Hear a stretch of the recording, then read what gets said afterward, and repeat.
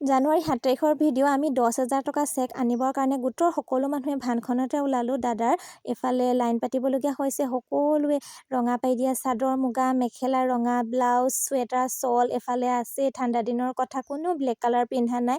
সকলোৱে খোজকাঢ়ি অকণমান আহিলোঁ। এফালে লাইন পাতিলোঁ। লাইন পতাৰ পিছত চেকিং আৰম্ভ হ'ল। ভিতৰত সোমালোঁ।